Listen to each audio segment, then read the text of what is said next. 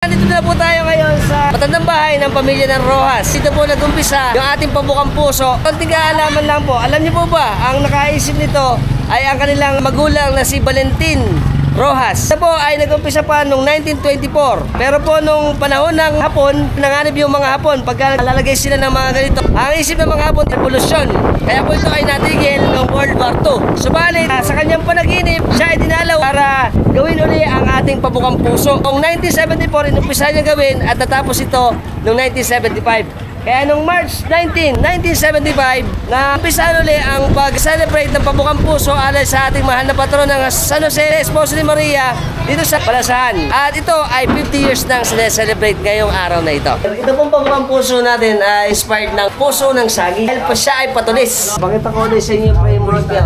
Gawayan yan eh. Gawayan na merong mga lubid. Yan ang 50 years. Kawayan na yan. Nice to know. Nasa ganyan natin, siya na rin. Until next time mga tropa!